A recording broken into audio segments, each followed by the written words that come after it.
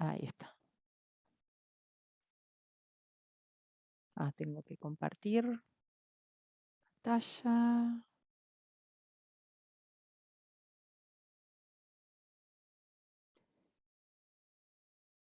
Bueno, ahí están viendo, ¿no? Uy, ahora se me va a ir arriba de todo. Sí. Bueno, acuérdense todo lo que vimos la clase pasada de cartón. Ahora vamos a terminar con la última parte que nos quedó. Creo que acá hay una. Sí, ahí se ve.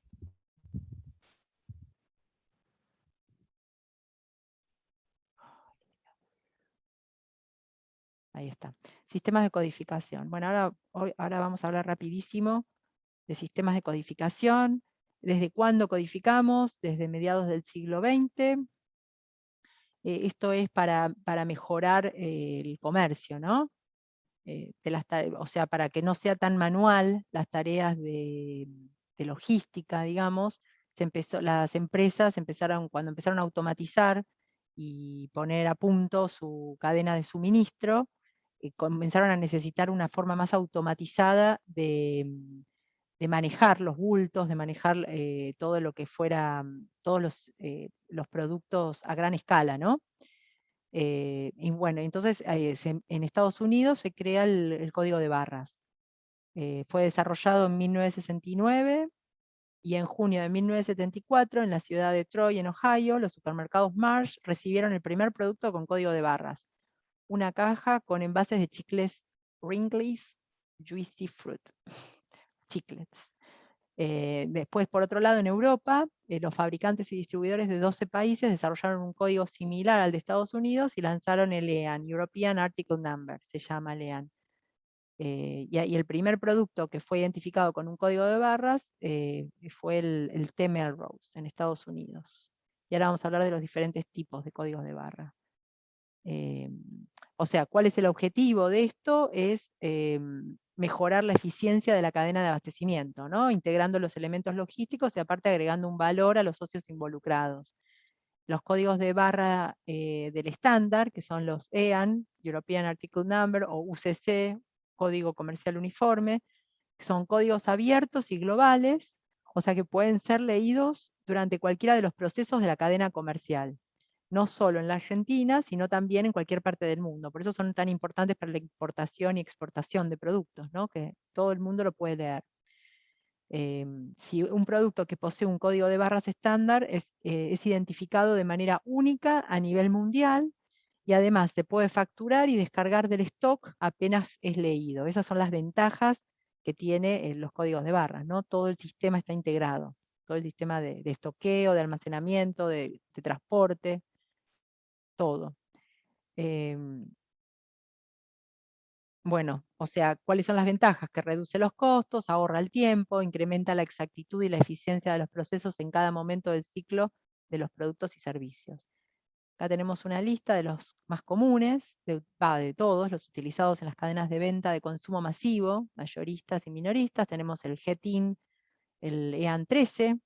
Este es el código de barras estándar usado para la identificación de unidades de consumo que son escaneadas en los puntos de venta, ¿no? Este es el común, el que conocemos todos o que pueden ver en todos los productos. Después hay otro que se llama 12, que también se lo describe en Estados Unidos, se utiliza este UPCA. También se utiliza para la identificación de unidades de consumo provenientes de Estados Unidos o de aquellos países que se comercializan en ese país, ¿no? O productos que se comercializan ahí. Después tenemos el EAN 8, que es uno más acotado, es para unidades de consumo de dimensiones pequeñas, ¿no? Y también son escaneadas en los puntos de venta. Esto es para los kioscos, por ejemplo, se utiliza mucho en productos más chiquitos. Después tenemos el DUN 14 o el ITF 14, que es el que se utiliza en las cajas, ¿no? En las unidades de despachos. Eh, no pretenden ser escaneadas en los puntos de ventas minoristas. Esto es más para supermercados, es todo el bulto, ¿no? Cuánto es una caja en realidad. La caja de cartón corrugado viene con el DUN 14 y el producto interior con el EAN 13 en general. Después está el DataBar, que fue desarrollado por GS1, que es la agencia que que junta todos los códigos de barras a nivel nacional, por lo menos en la Argentina, el GS1, y desarrolló este código para soluciones específicas, como por ejemplo productos de medida variable, como los alimentos frescos, ¿no? O los productos listos para armar, o cupones de descuento, son muy específicos estos casos. Y el código 128, que representa los 128 caracteres del código de esta asociación, por dar el nombre, creo que después lo dice. Son números, mayúsculas, minúsculas de alfabeto, símbolos y códigos de control.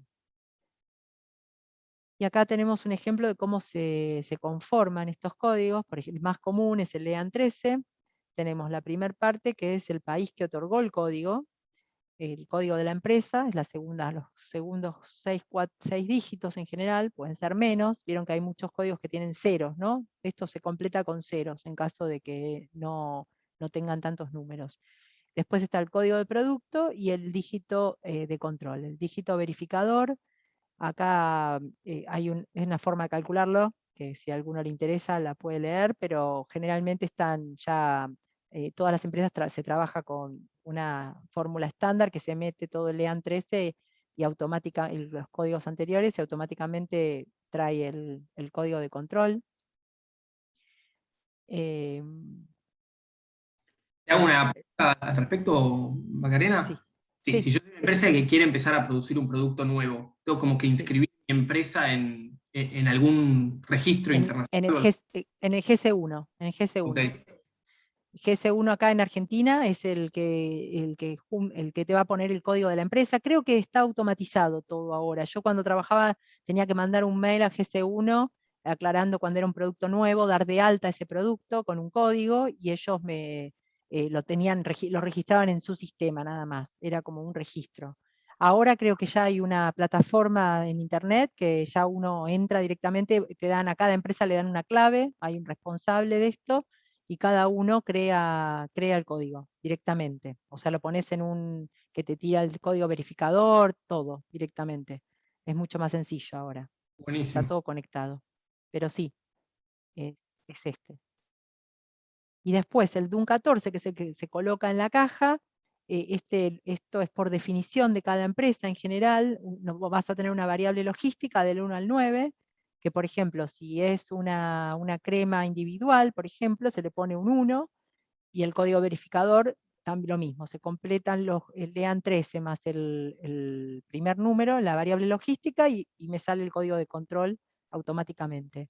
Como ven, por ejemplo, si yo tengo dos unidades, dos cajas diferentes del mismo producto, le puedo poner como el LEAN es el mismo, porque el producto individual es el mismo, yo le pongo un código verificador primero diferente, del 1 al 9. Por ejemplo, nosotros usábamos, si el producto individual es un 1, si es un producto de 2, una faja, por ejemplo, que agrupa 2 unidades, iría un 2. Si es un pack promocional, generalmente los packs promocionales son 8 o 9.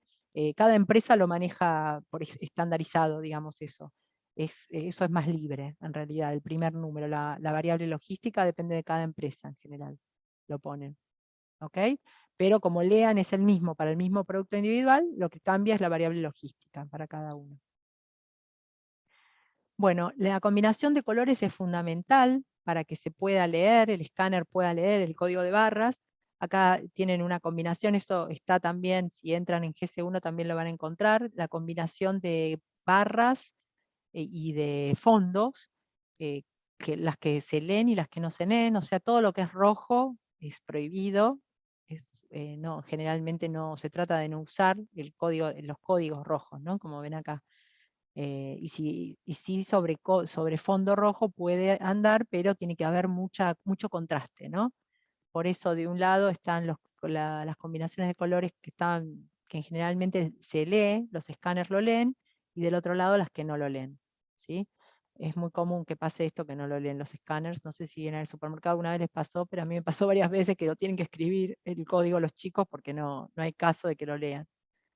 Entonces esto a la hora de diseñar o imprimir un envase es importante. Bueno, acá hay algunos parámetros básicos del tema de que los números sean humanamente legibles, que haya una zona muda. La zona muda se llama a los costados de las barras, tiene que haber una zona que no esté impresa. Después tiene que haber una correcta codificación de los datos, obviamente las barras, la relación de las barras es importante, el ancho de las barras en realidad, y después igualmente para el alto sí podemos hacer un código de barras trunco, que lo que me permite, total, el código vieron que se lee con una línea horizontal. Entonces, lo importante es el ancho y el espacio entre las barras, eso es lo más importante. ¿Ven? Reflectancia entre las barras, espacios, y hay algunas tolerancias, bueno, cosas más técnicas, ¿no? Que no vienen tanto al caso ahora. Igual todo esto si entran en la página de GS1, se lo explica muy bien ahí. Bueno, después el DUN 14 es lo que se imprime o se pone en una etiqueta a veces, en las cajas. Tiene que imprimirse en las 4, lo ideal es en las 4 cajas, de no ser posible, por lo menos en las 2 laterales, o por lo menos en una sola caja, que es la que mire hacia afuera, ¿no? Cuando tenemos un pallet armado, una de las cajas por lo menos nos tiene que mostrar el código, ¿no? Para que sea más fácil de leer. Y después también tenemos el UCC 128, que es el identificador del pallet. A veces también algunas empresas utilizan un código para los pallets, especialmente la parte de almacenamiento y de logística, ¿no? Para hacer el seguimiento. Bueno, acá hay algunas dimensiones, existe un factor de magnificación, ven que acá es el 0,8, o sea, se achica un poco, se puede agrandar o achicar. Acá están las distintas magnificaciones que tienen. Y acá hay toda una tabla para que lo tengan en cuenta, ¿no? Esto es más de diseño, de códigos. Bueno, acá algunos problemas de calidad, que es cuando se afina o se engrosa las barras, ¿no? Por encima o por debajo de las dimensiones requeridas, cuando hay un truncamiento fuera de la tolerancia del código. Yo les decía que generalmente se puede truncar, se pueden hacer más cortas las barras, pero hay un límite para eso, ¿no? Después por ahí hay veces que no se deja un espacio lo suficientemente grande en los costados, que no tenga impresión, y por lo tanto cuesta después que el leerse el código, que haya huecos y manchas de tinta por empaste, ¿no? A la hora de imprimirlo, por exceso de tinta. Y siempre es importante que las barras siempre estén en el sentido de avance de la impresión, ¿no? O sea, el alto de la barra que se imprima en el sentido de al avance, no al revés, porque puede tener más variaciones, ¿no? En cambio, si está en ese sentido, va a quedar mejor impreso el ancho de la barra. Y después también la falta de contraste. También puede haber ese problema de contraste entre el código y el fondo, que es el más común de todos los problemas. Después, últimamente empezaron a aparecer los códigos bidimensionales, que son estos símbolos, data matrix y QR code, que pueden incorporar en su estructura 2.300 caracteres alfanuméricos y de más de 3.000 caracteres numéricos, y el QR code que más de 4.200 y 7.000 caracteres numéricos, ¿no? O sea, estas simbologías se utilizan para identificar productos. Generalmente se lee, vieron con el celular, generalmente, y ya se va directamente a una página donde aclaran muchas más características de ese producto o de ese envase, ¿no? Se realizan operaciones comerciales, trazabilidad, logística, pero donde requiera concatenar datos dentro de la simbología, ¿no? Para capturar automáticamente todos los datos. Se incluye mucha más información, ese es lo básico. Y aparte para que puedan ser capturadas por un celular, ¿no? Y no por un rayo láser, un escáner, en realidad. Bueno, después está radiofrecuencia, que es la identificación por radiofrecuencia, que optimiza todos los procesos, el almacenamiento, el inventario, la preparación de pedidos, la expedición, la venta. Toma inventario solo acercándose a los productos, ¿no? Que con un lector especial, que automáticamente los identifique y los cuente, ¿no? Va contando todos los productos que hay dentro de los pallets. Bueno, después hay pallets con mercadería que pasan por un arco de radiofrecuencia, y entonces se identifican los productos que están adentro de ese la pallet automáticamente sin necesidad de desarmarla. Esa es una ventaja del radiofrecuencia, no necesitan leer cada caja para tomar los productos que hay adentro, ¿no? También se utilizan líneas de cajas registradoras donde no hay, para que no haya filas de gente. ¿Por qué? Porque la mercadería se registra y se contabiliza automáticamente al pasar por un portal. Vieron que ahora la idea es que uno vaya al supermercado y salga y todo se acredite directamente lo que saque con la tarjeta de crédito de una persona, ¿no? Así que si nos robamos algo lo vamos a tener que pagar igual en el futuro. Bueno, además permite reducir tiempos y costos, y como no es necesario mantener una línea de visión entre las etiquetas y el lector, como sucede hoy con el código de barras, una gran cantidad de productos pueden ser leídos a la vez, con la sola presencia de estos productos ante una antena receptora de radiofrecuencia. Eso es lo que les decía recién. Bueno, y acá es los puntos donde habitualmente se capturan datos. La radiofrecuencia utiliza ondas de radio para leer, transmitir y capturar información almacenada en una etiqueta que está adjunta a un objeto. Y bueno, y la etiqueta se puede leer de forma inalámbrica. Esa es una de las, desde varios metros de distancia. Esa es una de las mayores importancias o ventajas de este sistema. Bueno, y los tipos de etiquetas, tenemos una etiqueta pasiva, que es la más popular, porque no requiere una fuente de alimentación interna, ¿no? Se basa en la energía de las ondas de radio del lector, y las etiquetas pasivas son más baratas de producir y están destinadas a ser desechables. Mientras que una etiqueta activa va a tener una pequeña batería integrada para transmitir los datos a intervalos establecidos, son más caras de producir y están diseñadas para objetos que deben leerse en distancias mayores. Y después están las semipasivas, que también tienen baterías internas, pero solo se activa este tipo de etiqueta cuando está cerca de un lector. Por ejemplo, las que abren las puertas, ¿no? Bueno, y acá hay algunos de los usos más importantes, que es pago sin contacto con tarjetas de pago, seguimiento de mascotas también se utiliza para esto, tarjeta llave, las de los hoteles, por ejemplo, telepeaje, gestión de inventarios, pasaporte, seguimiento a personas. Bueno, como verán, se utiliza para muchas cosas.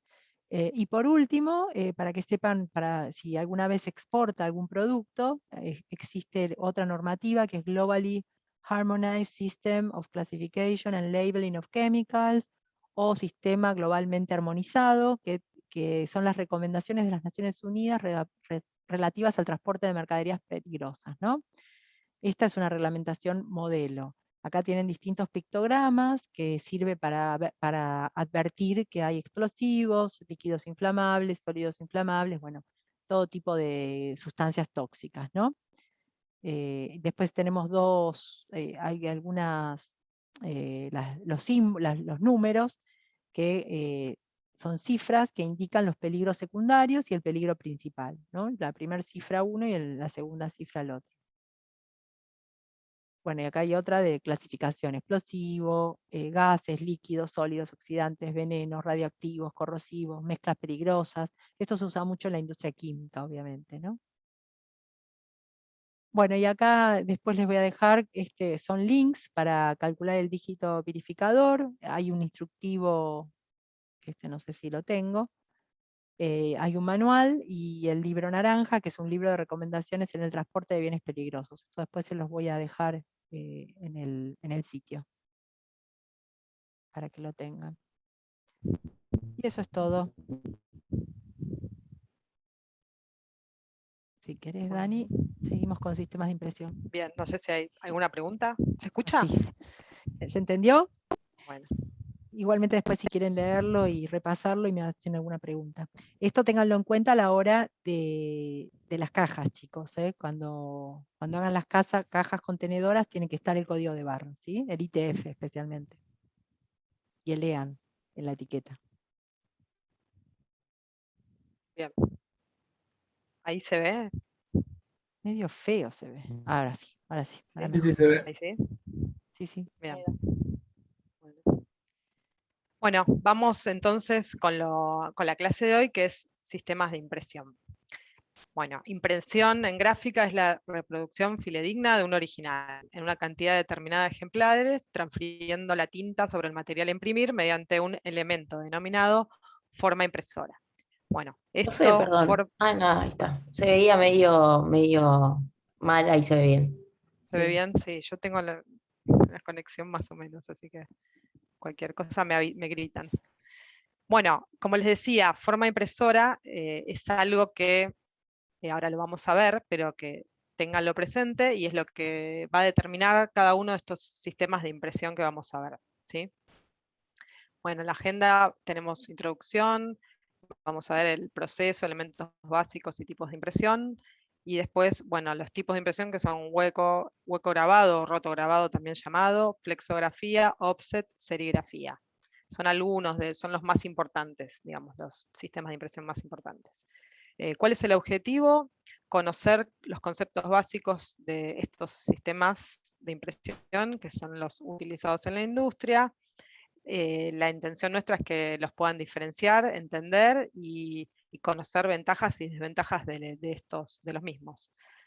¿Cómo lo vamos a hacer? Con conceptos básicos de impresión, ¿sí? Vamos a ver los tipos de procesos, características, aplicaciones, y bueno, con algunas fotos y videos se va a ver, y bueno, lo que esperamos es eso, que entiendan las principales alternativas para imprimir envases, diferencias, problemas y beneficios. Bueno, etapas del proceso gráfico. Acá en esta imagen lo que tienen es un ejemplo de sistema offset de impresión, que es uno de los que vamos a ver. ¿Sí? Ahí ven todos los pasos, desde lo principal es primero obtener el diseño, ¿sí? Ver qué es lo que yo quiero imprimir, digitalizarlo, ¿sí? Después, bueno, hacer una prueba de color de esto, ¿sí? Hacer un montaje, pasarlo a una plancha, imprimirlo, ¿sí? Después, bueno, se termina con esto y se distribuye. ¿Cómo los pasos para esto? Es elaborar el original, ¿sí? Primero lo que yo necesito es se arma la pieza en la que constan todos los datos necesarios para que el diseño esté en condiciones y esté en buenas condiciones para ser reproducido, ¿sí? Voy a necesitar indicaciones precisas, ejemplos, marcas, ¿sí? Marcas de dónde cortarlo, marcas de registro, ¿sí? Precisamente saber bien qué es lo que yo voy a querer llevar a cabo para imprimir. ¿Sí? Después, otra de las cosas que se va a escuchar y que aparecen todos es la preimpresión, ¿sí? El proceso de preimpresión, que es elaboración de películas, y la elaboración de la forma impresora, ¿sí? Acá aparece esto de forma impresora, que ahora vamos a ver y va a depender del sistema, es la que me va a determinar cuál es el sistema de impresión que voy a utilizar según necesite. Bueno, después lo voy a imprimir, que es reproducir, ¿sí? Este original que fui elaborando, y según el sistema, ¿sí? Que puede ser tipográfico, offset, flexográfico, hueco grabado, serigrafía digital. Por último, le daré una terminación, ¿sí? Lo que se llaman procesos de acabado, que va a depender, bueno, del producto que yo vaya a imprimir, ¿no? Entonces, algunos de estos procesos de terminación son guillotinado, troquelado, laminado, laca sectorizada, se pueden encuadernar, ¿sí? Doblar, etc. Bueno, elementos básicos de la impresión. Si vamos a ver la forma más sencilla y que todos conocemos desde siempre, ¿sí? De imprimir, el más sencillo y para acordarse es el sello, ¿sí? El sello actúa, como ven ahí, ¿sí? Como forma impresora. Esa sería, el sello en sí sería la forma impresora. ¿Qué hace? El sello recibe la tinta, ¿sí? Como ahí se ve en la imagen 2, ¿sí? De la almohadilla. Luego se ejerce presión con el sello sobre el soporte. Para este caso es papel. Cuando hablemos de soporte va a ser sobre lo que estoy imprimiendo, ¿sí? Van a escuchar mucho ahora en cada uno de los sistemas de impresión palabras como presión, como soporte, como forma impresora, pero bueno, si nos vamos a este ejemplo que es el del sello y el más fácil, ¿sí? Sello, forma impresora, recibe la tinta, ¿sí? Entonces esto de alguna manera la va a recibir, se ejerce una presión, después vamos a ver de qué manera, pero en este caso yo ejerzo la presión sobre el papel, que es sobre lo que voy a imprimir, ¿sí? Y finalmente obtengo el impreso. Tipos de impresión. La forma impresora es distinta según el principio de impresión que voy a utilizar, ¿sí? Varía, entonces, ¿de qué manera se varía? Variando la manera en que se diferencian las zonas impresoras. Es decir, áreas con imagen y las no impresoras, que son los fondos o las áreas sin imagen. Tenemos Sí, 4 también se puede principios. llamar ¿Sí? Después, el negativo y el negativo, eso. Las zonas impresoras son las zonas exacto, claro. positivas y las zonas Positiva, con imagen son el positivo y las negativas son las no impresoras, que no tienen exacto, imagen. perfecto, buena aclaración. Sí. Bueno, que tenemos 4 principios de impresión, ¿sí? Después vamos a ver a qué sistema corresponden cada uno, pero ahora los nombramos rápidamente. Uno en relieve, otro es en superficie, otro en profundidad y otro es por tamiz o permeabilidad. En relieve, acá para el método de impresión en relieve, la forma impresora tiene la imagen a imprimir en relieve con relación al resto de la superficie, ¿sí? Entonces, si yo al aplicarse con un rodillo la tinta, queda solo en la superficie resaltada de la forma, ¿sí? Ahí en la imagen que se ve la letra A, ¿sí? La letra A está en relieve, cuando yo le paso la tinta va a quedar ahí en ese relieve y luego por presión la imagen pasa al soporte, ¿sí? Este es el principio en relieve, lo utilizan los sistemas flexográfico y tipográfico. Después vamos a ver cada uno. La impresión en superficie, acá la forma impresora es plana, acá no tiene zonas sobresalidas ni ahuecadas. La zona impresora se trata, en este caso, con productos químicos para que acepte la tinta y rechace el agua. O sea, la zona no impresora sin imagen es tratada de modo que acepte agua y que repela la tinta, ¿sí? Al aplicarse con un rodillo, la tinta queda solo en la zona impresora, ¿sí? Este principio de relieve, de superficie, se utiliza para el sistema offset y tampográfico. El de impresión en profundidad, acá la forma impresora tiene la imagen a imprimir ahuecada, ¿sí? En este caso es ahuecada con relación al resto de la superficie, ¿sí? Entonces, las áreas ahuecadas se llenan con tinta y al entrar en presión, el papel es comprimido contra la forma impresora por un cilindro recubierto de caucho y la tinta impregna las zonas impresoras. Este principio que es impresión en profundidad, se utiliza en el sistema de hueco grabado o también llamado roto grabado. Lo pueden encontrar, hueco grabado es lo más común, pero también lo pueden encontrar como roto grabado, ¿sí? Ahí está. Y por último, el impresión por tamiz, ¿sí? En este caso, la forma impresora es un tamiz tensado en un marco, ¿sí? Como se ve ahí en la primera figura, sobre el cual se coloca una pantalla que tiene caladas las zonas de la imagen a imprimir. Entonces, cuando aplico la tinta atraviesa el tamiz solo en las zonas caladas de la pantalla, imprimiendo así la imagen sobre el soporte que utilice, ¿sí? Este principio es el que utiliza el sistema de impresión serigráfico, ¿sí? La serigrafía. Bien, y los otros son los sistemas digitales, ¿sí? Que, bueno, gracias a la aparición de la fotocopiadora, ¿sí? que se copian imágenes por medio de un barrido láser, más tecnología de offset, se crea, esto a finales del siglo XX, el sistema de impresión offset digital. Después vamos a ver el offset clásico.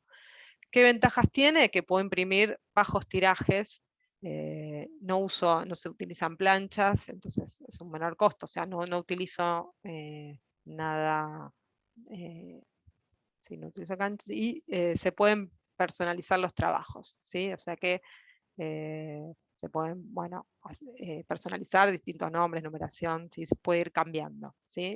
Bueno, la calidad es offset. Las desventajas, que los formatos son más pequeños y la mayoría de las máquinas imprimen solo en cuatricromía, ¿sí? Cian, magenta, amarillo, negro. Aplicaciones. Negro. Esto se da para grandes tamaños, para ploteados, para distintos sustratos, como se ven ahí en las fotos, ¿sí? Ahí está el plotter, después imágenes grandes, paños, ¿sí? Todos esos Después tienen, bueno, tintas especiales para el medio ambiente, bueno, resistentes al sol, tintas UV al agua, resistentes al agua, ¿sí? Bien, tipos de imagen. Acá tenemos las imagen de pluma o plenos y lo que es cuatricromía o policromía. El punto acá no se puede imprimir tonos intermedios entre el negro y el blanco, ¿sí? Entonces, no se puede mediante lo que es la tipografía. Entonces, ¿qué pasa? La tinta empleada forma una película de densidad uniforme. Entonces, los originales que tengan graduaciones de tono, por ejemplo, una foto, lo que se hace es descomponerlos en una serie de puntos tan pequeños que no se distinguen estos puntos, o sea, uno a una distancia normal no se distinguen, sino que como que quedan fundidos. Entonces eso crea una ilusión óptica y da como un tono continuo. Ahí en el ejemplo se pueden ver, ¿sí? Ahí se ven los puntos que aparecen en el caso de que uno amplíe la imagen, ¿sí? Si uno mira la imagen, no se ven, pero esta imagen está compuesta de todos estos puntos. De esta manera es como se compone una imagen en el offset, ¿sí? En una impresión offset. Para ello se utilizan solo 4 colores de impresión, que son los que habíamos dicho: cian, magenta, amarillo y negro, sin importar la cantidad de colores que contenga la imagen, ¿sí? O sea que a partir de esos 4 colores se pueden ir agregando, dándole color a la imagen. Sí, Maca, en no sé si realidad, querés agregar chicos, algo más. sí, cuando se habla un poco de calidad de imagen, ustedes van a escuchar siempre, más los diseñadores gráficos, en general hablan mucho de plenos. Los plenos en general es cuando se coloca una sola tinta, un fondo de un solo color, que puede ser blanco, negro, puede ser de un solo color específico, y después tenemos la cuatricromía, que es la que forma las imágenes, ¿no? Como dice acá, por puntos se van superponiendo, o más que superponiendo, uno puntito al lado del otro, y eso hace que sea muy parecido al efecto de los ojos, ¿no? Al que nosotros cuando vemos una imagen lo vemos de esa forma, con puntitos. Entonces, así se crea una imagen fotográfica en una impresión. ¿Sí? Hay algunos sistemas, como el offset, por ejemplo, el hueco grabado, la flexografía que ahora vamos a ver, que tienen estos colores, pero muchas veces se puede imprimir con estos 4 colores y se le agregan otros colores especiales para hacer un pleno, por ejemplo, del rojo Coca-Cola, de algún color especial que haya en una marca en especial, pero eso es aparte. Por eso, pero lo más importante es que ustedes tengan en cuenta que hay imágenes plenas, que tienen un solo color, y hay imágenes que se conforman con una cuatricromía, ¿sí? Eso es lo que les tiene que quedar claro más que nada de este tipo de imagen. Y ahora vamos a ver cómo cada sistema crea estas imágenes, ¿no? Y qué calidad tienen cada uno. Claro. Sí, ahí el cian es como un azul, ¿sí? Celeste azul, y magenta tipo un rojo, ¿no? Sí, Para los que exacto. no... Sí, es la mezcla más o de menos. entre el rojo y el azul, El es rojo y el tipo azul, claro, y violeta, sí, pero más tirando al rojo. exacto. Bien, bueno, nos metemos en hueco grabado y un poco de historia de hueco grabado. El primer impreso, ¿sí? Que se conoce a partir de una plancha metálica es la flagelación de Cristo, allá por 1446, y los primeros grabadores lo que utilizaban instrumentos para tallar, ¿sí? Las primeras técnicas son las de grabado, ¿sí? Que es lo más parecido al hueco grabado.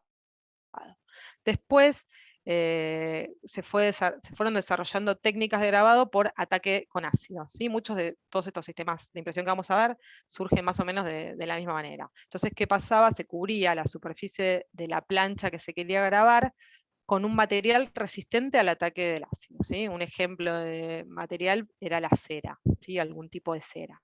Y entonces el grabador solo tenía que eliminar la cera de las zonas que quería grabar y a continuación atacar la superficie con ácido, ¿sí?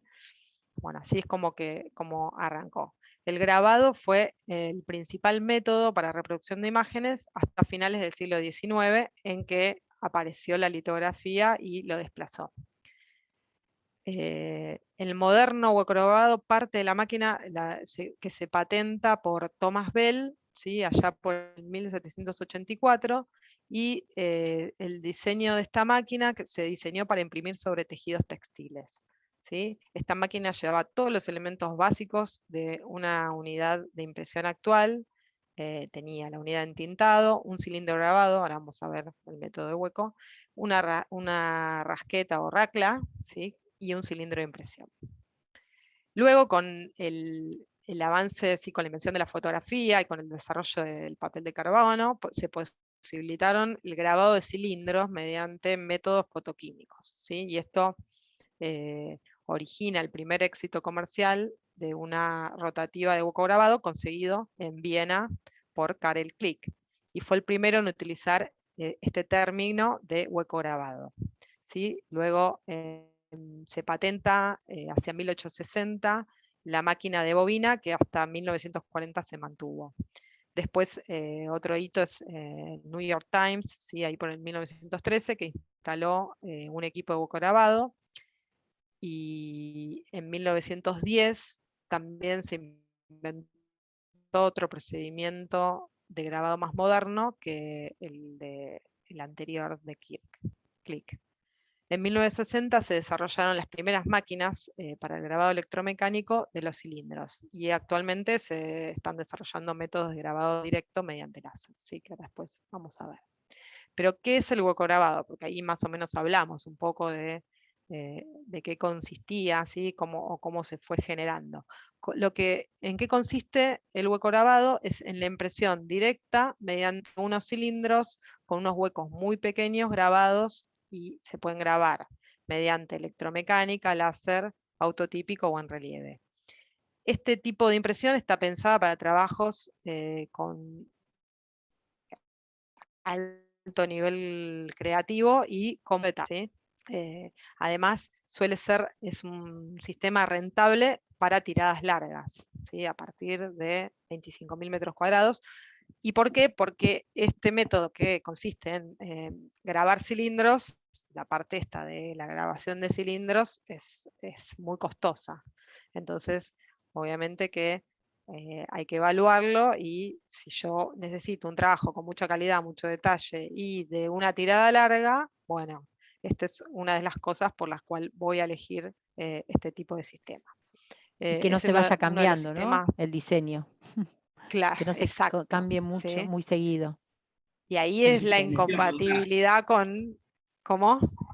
si se pueden reutilizar estos cilindros, así se puede, no sé, como lustrar todo para que quede virgen, por así decirlo, y Sí, volver. Claro, sí. se puede, pero bueno, obviamente tiene una vida, ¿sí? Se puede, y ahora vamos a ver métodos para hacerlo, pero así todo es bastante costoso, ¿sí? Después vamos a ver quién es el que le compite y de qué manera, pero Sí. se puede. Por el espesor, ¿no? Cuando vas bajando el espesor, llega un Exacto, momento que no sí, lo podés bajar más, no lo podés volver a reutilizar. claro, Pero, tienen pero una tiene vida útil. la mejor imagen fotográfica, digamos, de fotografía la da el hueco grabado, ¿no? Ahora se está acercando Flexo, pero bueno, esa es una discusión para técnicos. Pero en principio la mejor calidad, o hasta hace unos años, era hueco Sí, grabado. sí, cuando uno hablaba así o de querer, bueno, para un envase flexible o como para libros, revistas y ediciones de ese tipo, se utilizaba este sistema. Como dice Maca, ahora Flexo en los últimos años, en los últimos 30, 20 años, mejoró muchísimo. Bueno, vamos a ver qué es el que está Sí. ahí compitiéndole para para este tipo de envases, ¿no? Sí, lo que pasa es que acá se hacen puntitos muy chiquitos, chicos, entonces vieron que nosotros hablamos de los puntos, que están uno cerca del otro. Entonces, al ser tan exactos y bien, por eso es lo que lo hace que tenga una muy buena calidad de imagen, ¿no? Sí. Dale, seguí. Dale. Bueno, pero todos estos procesos, ¿sí? Tanto hueco y también vamos a ver flexo, lo que tienen, si antes, es un proceso de preimpresión, ¿sí? Es necesario hacerle un trabajo a la imagen, que es la que yo voy a querer imprimir. ¿Y en qué consiste esto? ¿Sí? Este es un proceso, el proceso de crear un diseño de impresión y todos los pasos que siguen. para que tengan los resultados esperados, ¿sí? Entonces acá, con una máquina de preprensa que es digital, lo que se hace es, se recibe la información electrónicamente y convierte los datos que serán utilizados como modelos. Y acá yo voy a necesitar seguramente un departamento de preimpresión, o lo voy a terciarizar, pero es la persona que va a convertir, ¿sí?, toda esta imagen vía digital, y lo que va a hacer es, se va a obtener inicialmente una prueba de color, ¿sí?, que tiene varios nombres. No sé si alguien trabaja en la industria, pero lo habrán escuchado como Cromalin, Epson Print, que simula las condiciones de prensa, y una vez aprobado esto por el cliente, se va a dar inicio al trabajo de impresión. Imagínense que es necesario que esto esté perfecto, porque yo después voy a tener que grabar cilindros, o sea, hacer varias cosas para poder llevar a cabo la impresión hueco, ¿sí? Entonces, bueno, estos trabajos de impresión, acá tienen una listita, pero lo que tiene que lo que se hace es un retoque fotográfico. En general es un diseñador, ajusta intensidad, color, brillo, contraste, define bien los colores, determina la cantidad de pantones y colores formados por el proceso, ajusta las medidas, ¿sí? Eso que decíamos, ajuste de la medida exacta del diseño, verificación de tacos, ¿sí?, determina la medida, el color, el contraste, bueno, los códigos de barra, tipografías, pises, ¿sí?, se hacen los pises entre colores, se determina qué color es el que se expande, se designan los colores que se sobreimprimen, y bueno, y se hace el armado de trabajo, que consiste en designar cuántas poses, cuántas repeticiones van en el ancho, ¿sí?, y cuántas en el desarrollo. Es decir, cuántas imágenes puedo poner, ¿sí?, por cada impresión, ¿sí? No sé, Maca, si querés agregar algo más. No, me parece que está bastante claro. Sí, en Sí, realidad ahí es el que arma el trabajo, es el que hace en esta etapa del trabajo, para saber cuántos van a ir en el ancho. Es muy importante esta exacto, etapa, sí, la especialmente en parte. hueco grabado, ¿no? Más Ah, importante todavía, porque no se puede volver para atrás. Ustedes piensen que esto es, no, ya está, ya hicimos, lo aprobó el cliente, y si hay una pequeña, ay, no, hay un error de ortografía, falta una letra, ya está. sí, Hay que volver a imprimir y hacer todo este trabajo de nuevo. Es terrible esto, exacto, así que es tiene que tremendo. tener Pero muchos hay ojos. muchos, sí, hay muchos ojos, hay muchas idas y vueltas, lo mira mucha gente, y no es que sale rápidamente, ¿sí? No, Por lo son general es algo bastantes, que es los una tiempos repetición. son, sí, Claro, es algo claro. que yo le quiera cambiar algo de alguna imagen que ya tenía. Igual tengo que grabar el cilindro después, a cualquier Sí. cambio. Bueno, obtención de la forma impresora, ¿sí? Acá en la imagen ahí se ve la estructura del cilindro, y bueno, ahí tiene el alma de acero, ¿sí?, tiene cromo, cobre duro, cobre blando. ¿Cómo obtengo la forma impresora? La forma impresora es bajo relieve, es un cilindro de acero con una capa de cobre sobre la que se grabará el motivo a ser impreso, y una capa de cromo que permite una mayor resistencia o dureza durante el proceso de impresión. La capa de cobre es muy frágil y se rompería con gran facilidad durante el proceso, ¿sí? Es por eso que tiene ese recubrimiento. El proceso de grabado, denominado grabado a la incisión de pequeñas oquedades encargadas de transferir la tinta en la capa de cobre. Se hace por métodos químicos o por métodos mecánicos, ¿sí?, siendo el mecánico el que es más usado. Para ello, un sistema de grabación se usa una cabeza de diamante, ¿sí?, que se dirige desde una computadora y se encarga de grabar la figura que se transferirá posteriormente al impreso mediante repetidos golpes. Cada cilindro tiene diferencias en su grabado que dependen del color y de la imagen que debe transferir. Estas diferencias se ven reflejadas por la lineatura, el ángulo de grabado de la trama y el porcentaje de puntos, ¿sí? Finalmente, la prensa rotativa imprime directamente a partir del cilindro de cobre tratado con ácido y que utiliza una tinta al agua de secado rápido. Vamos a ver un video. Sí. Acá está lo que preguntabas vos, Sebastián, ves que tiene un alma diferente, los cilindros, y después lo que Claro. a veces la cobertura es lo que cambia, ¿no? Entonces por ahí se puede reciclar en la parte de adentro del cilindro y la de afuera es la que se va cambiando, ¿no? Exactamente. Bueno, ahí se ve, ¿no? Sí.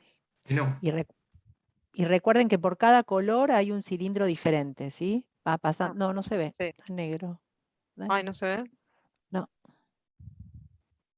A ver. Vuelvo a... Sí. Otra vez, el otro día pasó lo mismo. Sí. O sea, lo por vas ahí. a tener que pasar por 4 cilindros diferentes. Depende o más. Puede ser más. Generalmente tienen 8 estaciones las máquinas, depende cuál. Pero cada color que vos pases son 4 mínimo, si querés hacer una cuatricromía, y después algún color especial que siempre hay. Ahí sí se ve. A mí Sí, me parece como que lo ven. Sí, sí, sí. bien. Bueno, ahí voy.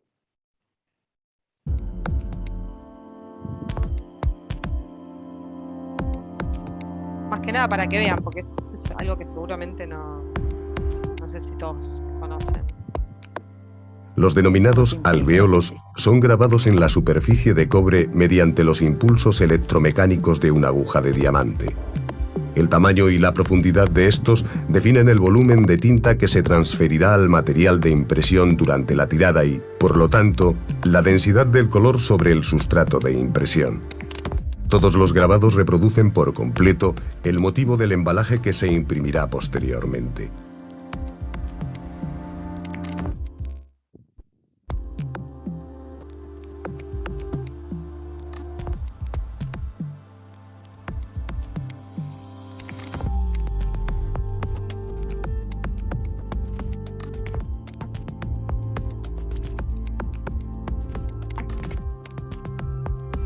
El grabado por láser es ideal para la reproducción de degradados finos y un tamaño de letra pequeño en sustratos como el aluminio.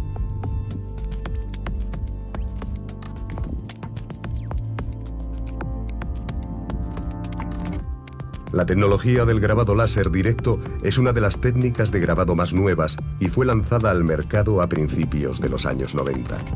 Esta técnica requiere una capa de zinc que se aplica en la parte superior de la capa de cobre por medio de un proceso de galvanoplastia.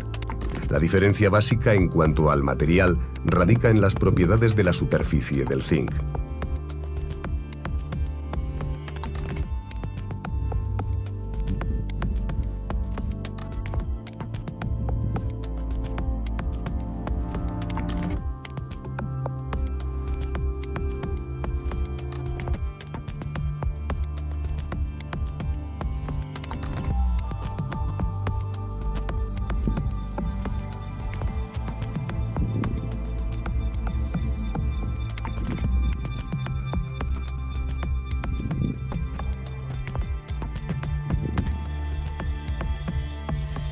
El sistema de grabado láser directo utiliza un rayo láser para crear la imagen sobre la superficie de zinc sin tocar realmente el cilindro. La variedad en la profundidad y forma de los alvéolos ofrece una gama de opciones de reproducción perfecta para todo tipo de motivos y sus detalles específicos. La excelente calidad del grabado láser directo se pone de manifiesto en la nitidez del contorno, la alta resolución en la reproducción de imágenes y los perfectos tonos medios. Las líneas y los elementos de texto se caracterizan por una agudeza óptima y una perfecta solidez en los tonos. La tecnología del autotípico fue la primera técnica de ilustración por hueco grabado en rotativa. Esta tecnología convencional se caracteriza por una resolución de grabado muy alta que la hace ideal para la impresión de seguridad con los requisitos más exigentes. Antes de iniciar el proceso de láser, se recubre completamente el cilindro de cobre con un material resistente al grabado. Esta capa protege el cilindro contra el cloruro férrico durante el grabado. Su espesor puede variar entre los 3 microcentímetros y los 5 microcentímetros en función de la profundidad de grabado requerida.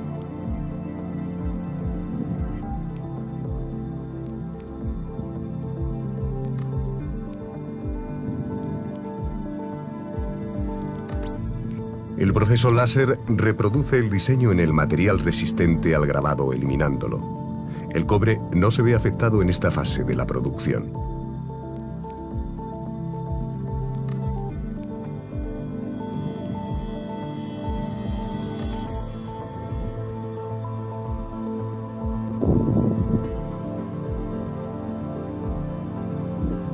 que es bajo relieve, ¿no?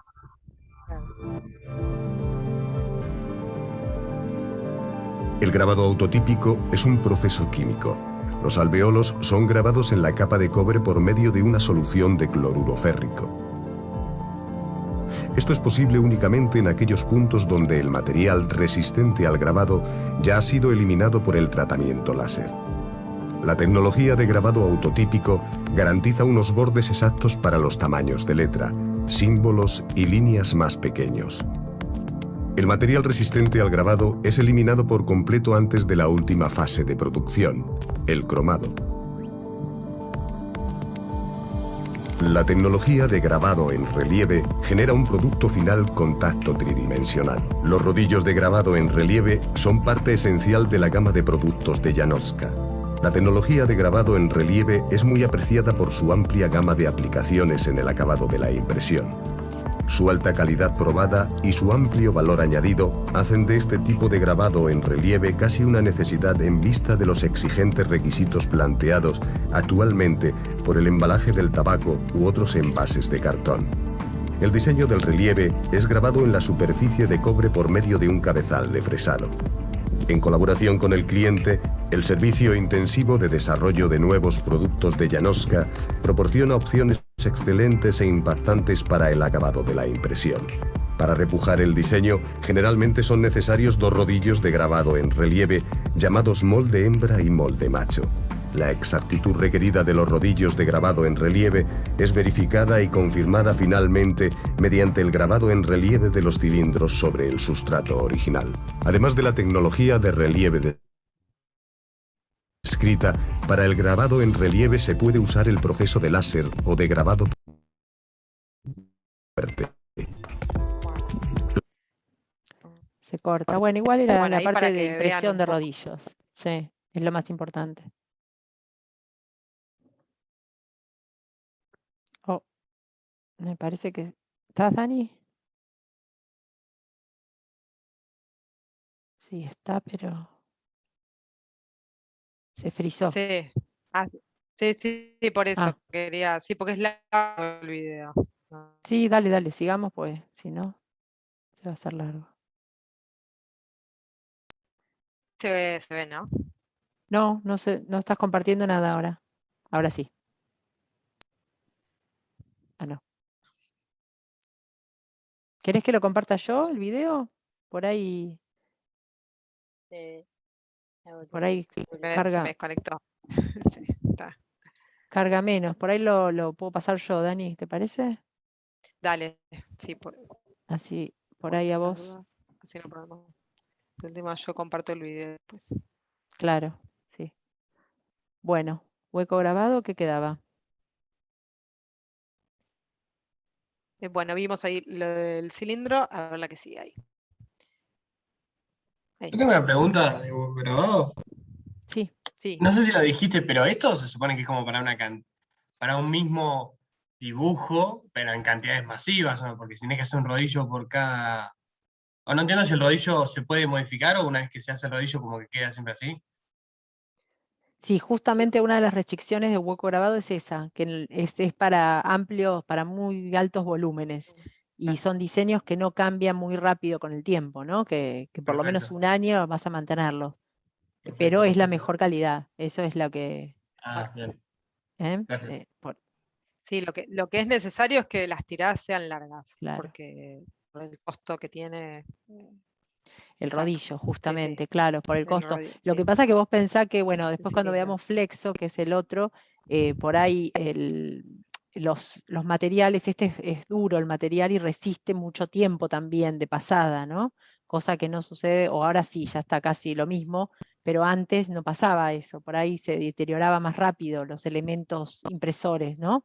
En este caso, al ser un cilindro metálico, tiene mucha resistencia, ¿no? Pero bueno, ahora como cambiamos tan rápido los diseños, en algunos casos no vale la pena esa resistencia. Claro, Sí, perfecto, gracias. sí, era en una época que se necesitaba mucha calidad y con tiradas largas y los clientes lo pedían, ¿sí? Eran como que Flexo estaba más considerado como un sistema de no tanta calidad, entonces se utilizaba por ahí para productos también quizás masivos, pero donde la calidad no era tan importante, ¿sí? No Claro. era tan importante ver la imagen, y sí en todo lo que era hueco. Ahora lo que se está viendo es que estos sistemas están casi iguales, entonces bueno, el hueco está como... Está perdiendo contra el flexo, sí. exacto. Pero todavía sigue habiendo algunos usos como estos que veíamos, que están buscando la forma de hacerlo más flexible, ¿no? Eso es lo que siempre con la tecnología avanza continuamente, ¿no? Eso es lo que se está pidiendo. Pero es diferente cada uno. Ahora vamos a ver después ventajas y desventajas. Sí. Bueno, ahí tienen una máquina monstruo, ¿sí? Máquina de Rotativa, ven que hueco. tienen columnas Sí. para cada color. En cada una de esas columnas hay un rodillo. Sí, bueno, ahí de cómo está compuesta tiene el cilindro de impresión, que es una manga tubular sin costuras, o un cilindro completo de metal, aluminio o material, que se graba con la imagen que se va a imprimir, ¿sí? Como vimos recién. Después la racla, que es también ahí en cada uno de esos, es lo que elimina la tinta de las partes sin hueco grabado del cilindro de impresión, y retira también el exceso de tintas de las secciones de hueco grabado, ¿sí? Después tiene el rodillo de impresión, el sistema de entintado, que son como unas bateas, como si fueran, unas bateas donde es el depósito que contiene la tinta, y la bomba de tintas con líneas de salida y retorno de esta tinta, y después el sistema de secado, que está compuesto por una cámara que seca la tinta una vez que ésta se encuentra con el sustrato, o sea, con lo que va a imprimir, ¿sí? Y antes de que llegue a la siguiente unidad de impresión. O sea que va a ir imprimiendo, cada uno va pasando por cada uno de esos cuerpos, y ya cuando llega al siguiente va a estar seco, ¿sí? Todo esto a una velocidad bueno, súper alta, ¿sí? Entonces, bueno, esto más o menos es la máquina de hueco grabado. Yo le iba a pasar, pero me tenés que pasar vos, Maca. Ah, sí, es verdad. Bueno, bueno, el proceso, ¿sí? Ahí están, ahí de nuevo se ven los cuerpos impresores, ¿sí? Y como ven, está el debobinador, ¿sí? Por donde yo paso la bobina que voy a imprimir, y después al final, ahí va el sentido de impresión, y al final obtengo la bobina impresa, que como vimos que se va secando a medida que va pasando por cada uno de los cuerpos, ya se puede bobinar al final. Durante el proceso de impresión en hueco grabado, el cilindro de impresión gira en el cilindro de la batea o cubeta, palangana de tinta, ¿sí? Donde las celdas grabadas se llenan de tinta. A medida que el cilindro sale de la cubeta al girar, la racla, lo que dijimos recién, ¿sí? Elimina el exceso de tinta. Al continuar girando, el cilindro entra en contacto con el sustrato, que es presionado contra él por el rodillo de impresión cubierto de goma, ¿sí? Gracias a la presión del rodillo y la capilaridad del sustrato, se produce la transferencia directa de la tinta desde las celdas del cilindro de impresión a la superficie del sustrato, ¿sí? Bueno, a medida que el rodillo de impresión regresa al interior de la batea, el área impresa del sustrato pasa a través de un secador y se introduce en la siguiente unidad de impresión, que normalmente es un color diferente o un barniz o algún recubrimiento. El registro exacto de color a color es posible a través de los sistemas automáticos de control de registro transversal y longitudinal.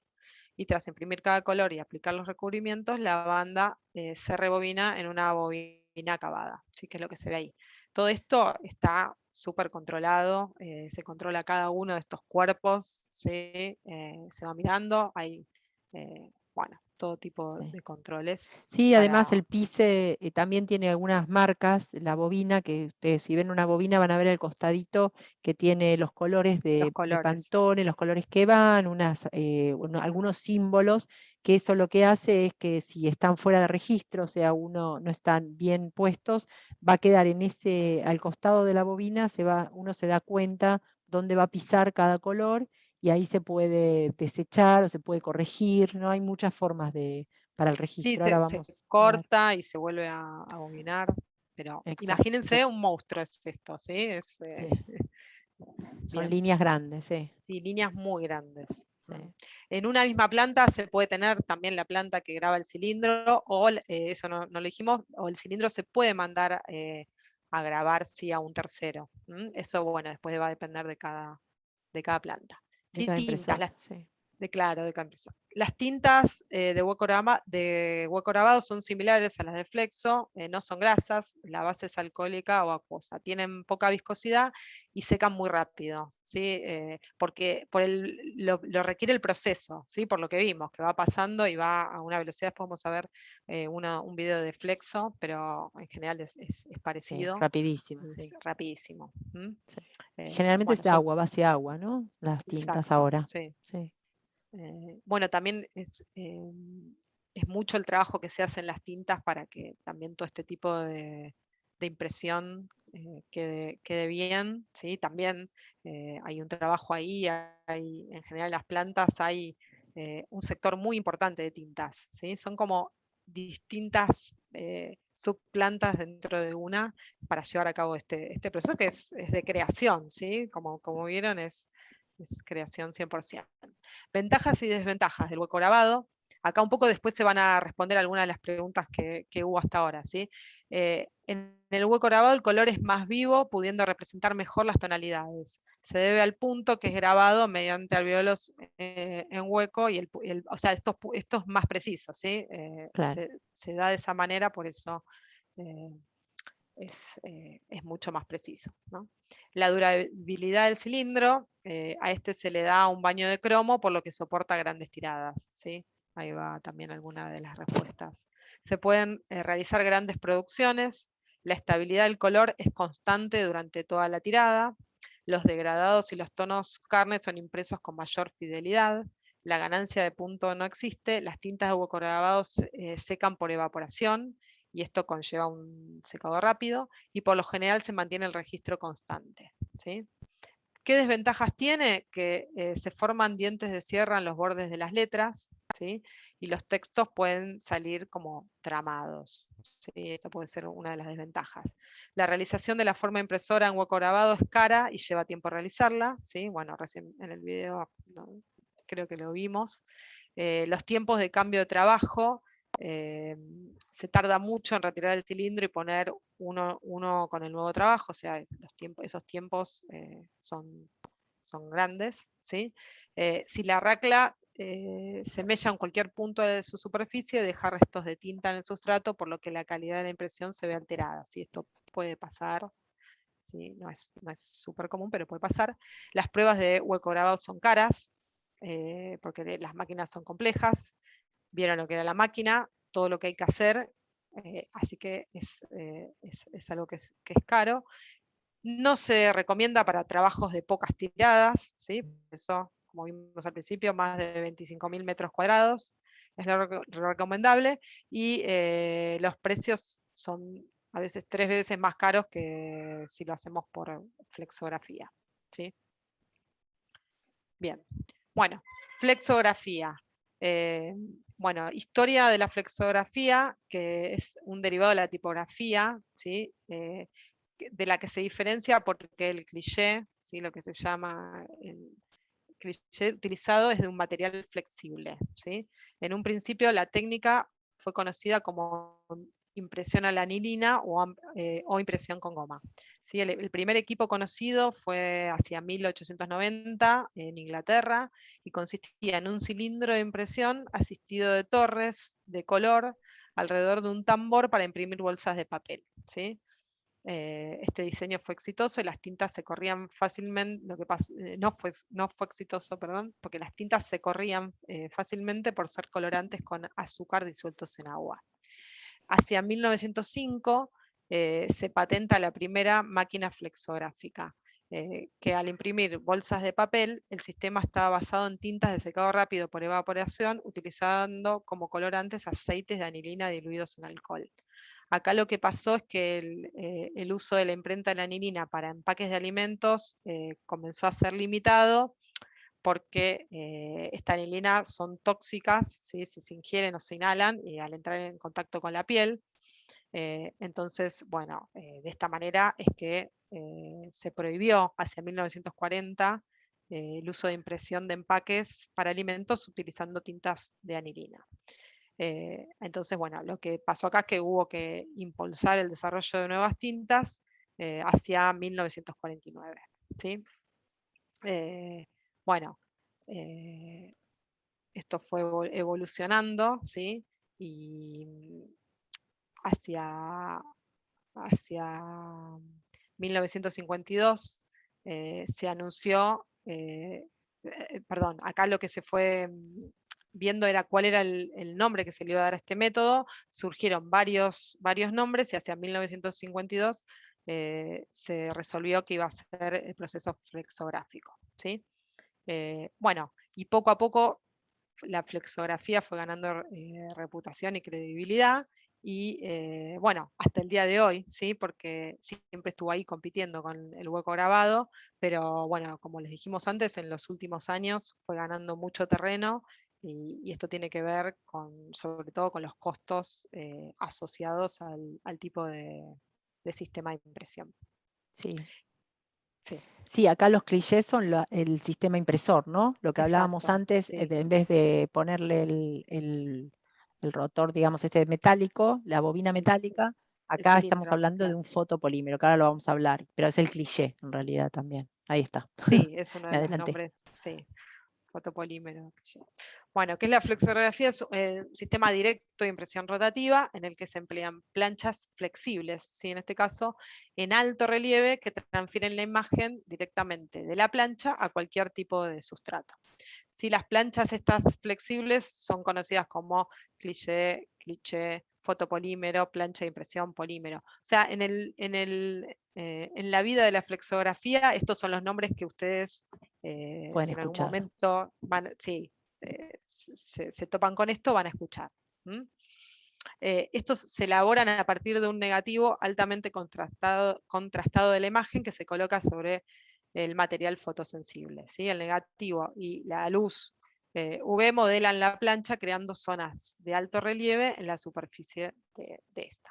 ¿Sí? Utilizando el mismo método que la tipografía, la xilografía o el linograbado, en donde la tinta es depositada sobre una plancha que presiona directamente el sustrato, dejando la mancha donde la plancha ha tocado la superficie a imprimir. Sí, este es sobre relieve, ¿no? El otro era bajo relieve, este es sobre relieve. Sí, que se veía. Bueno, preimpresión es también similar, ¿sí? Así que... Sí, no es decía nada, similar. ¿no? Sí. No, porque es similar a lo Al que hueco vimos grabado. antes, ¿sí? Que necesito tener sí o sí un departamento de preprensa, ¿sí? Para Lo poder mismo, claro. tener la imagen, Digital, ¿sí? sí. Digital, Todo es con todas las digital. medidas, los colores, etcétera, que necesito. Bien. Bueno, ¿cómo obtengo la forma impresora?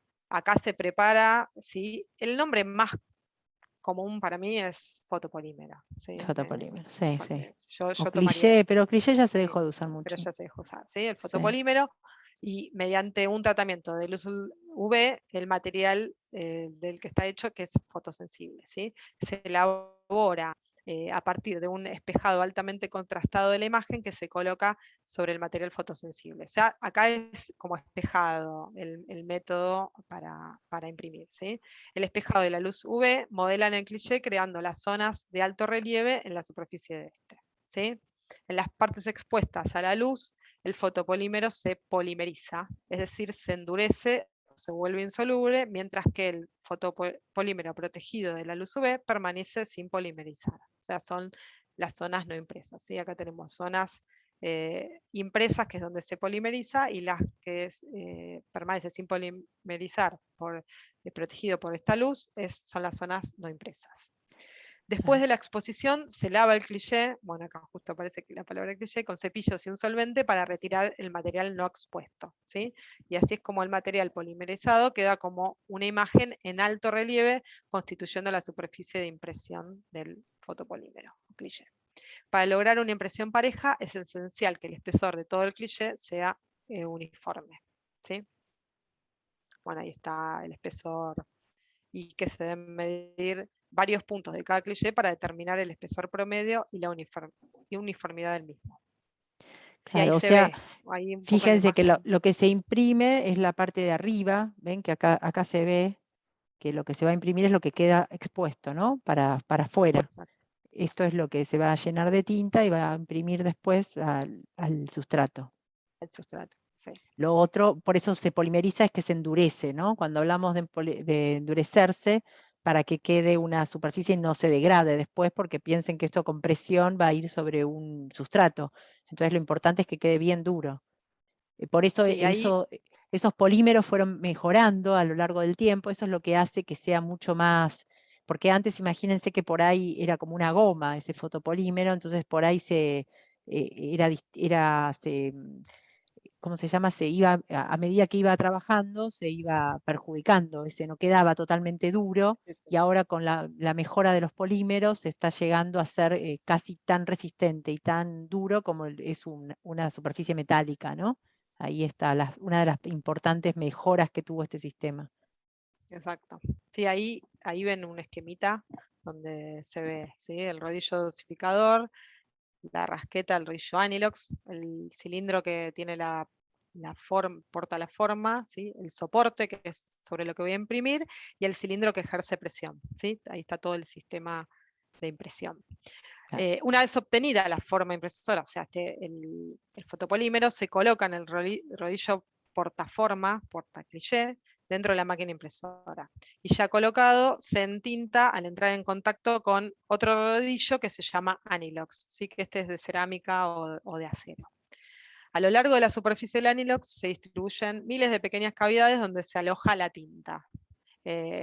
La tinta que al girar entintará directamente las zonas que están en relieve de la placa flexible, ¿sí? Tras ser entintada, la placa sigue girando en su rodillo y entra en contacto directo con el sustrato a imprimir. Las impresoras utilizadas suelen ser rotativas, y la principal diferencia entre estas y los demás sistemas de impresión es el modo en que el cliché recibe la tinta, ¿sí? Podemos encontrar 3 tipos básicos de prensas para impresión flexográfica: convencionales, de tambor central y prensas en línea. ¿Sí? Ahí están los 3 tipos, ¿sí? Convencionales, tambor central y prensa en línea. ¿Sí? Que esas, Cada una se usa para distintos tipos de sustratos, ¿no? exacto. Y acá ven las cantidades de estaciones de color que pueden tener, en general son 8, pero ven que acá están, las convencionales están todos acá, en los rodillos, los portacliché y los Anilox, es importante, ¿no? Los rodillos Anilox también Exacto. van a usar mucho eso. Sí. Acá pasas el video.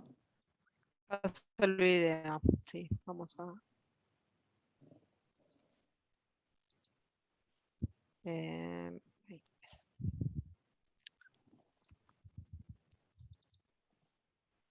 Okay. Okay.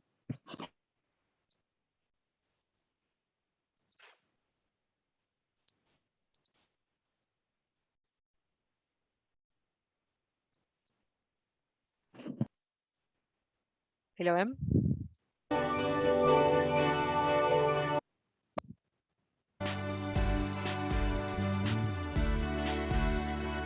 ¿Se ve? Y sí, Sí, bien. ya Bueno, se ahí, apagó. Ahí está. bien.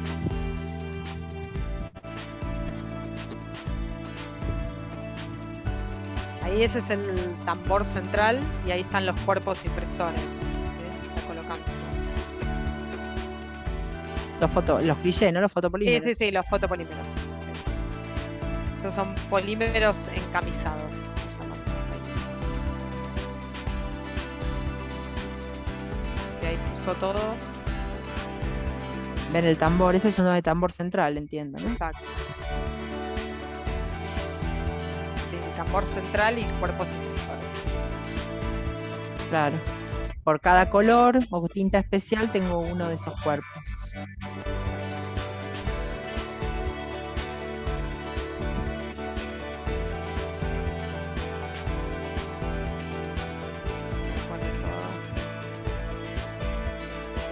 Ahí cierra, desde que cierra el placar. Es enorme, ¿sí? Sí. ¿Querés adelantarlo, Dani? Sí, ven.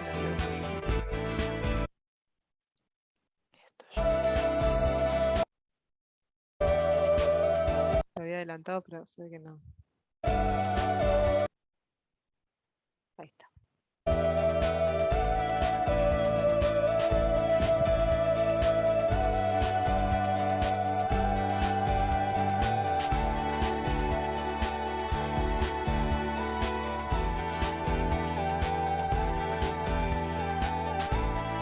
Ahí cierra todo.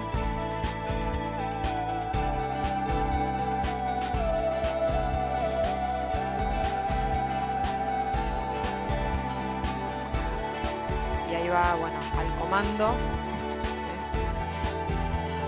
Ahí ven que tiene este tiene 10 colores y lo que hace va a seleccionar qué es lo que va a usar.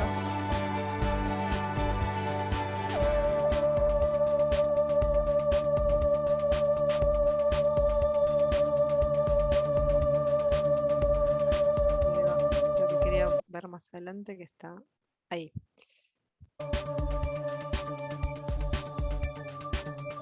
Bueno, ahí ya, ahí ven, se va viendo. Esto seguro que es para un envase flexible.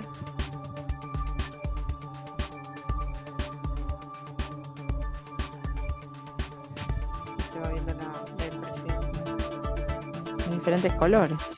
Sí. Claro, y fue seleccionando.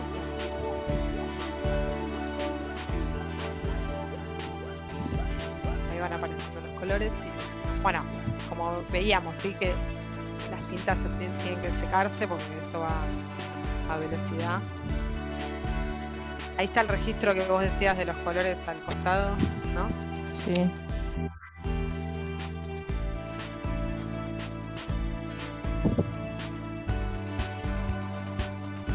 Está la imagen.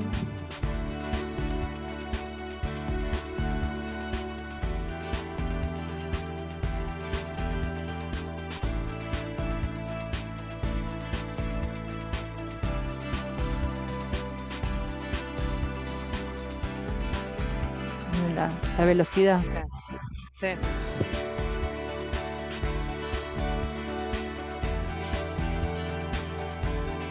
Metros por minuto. Alta velocidad. Bueno, ¿seguimos? Sí. Ya termino. Pues sí, no vamos a llegar. No vamos a llegar. Sí. Serán 7:30. Bueno, ese que vimos era del tambor central, ¿no? Ahí Octavio tiene la mano levantada o yo estoy. ¿O quedó de antes? No. Sí, en general, por ejemplo, para las cajas de cartón corrugado se usa la prensa en línea, flexografía en línea. No se usa tanto para flexibles, ¿no? Porque, bueno, ahora un poco más, pero como ahora se están usando, antes era más común para cajas, porque no, los flexibles por ahí tienen algún estiramiento y eso hace que no quede bueno el registro, ¿no? Pero bueno, cada vez se corrige más el tema de los registros. Ahora vamos a ver lo que es el registro. ¿La presentás vos, Maca, o la presento yo? Sí, como quieras. Bueno, ¿se acuerdan cuando hablamos de bioorientación? Que yo les dije que generalmente se le hace un tratamiento, que puede ser un tratamiento corona o un tratamiento a la flama, que es un método que se lo dejo acá, es químico, de naturaleza química en realidad, que lo que hace con el sustrato es aumentar la tensión superficial para que tome mejor la tinta, que después se va a adherir sobre ese sustrato. En realidad ese es el... No estoy pasando, ¿no? No, por eso ahí la puse. No sé si se ve. No. ¿Por qué no me tomó el compartir?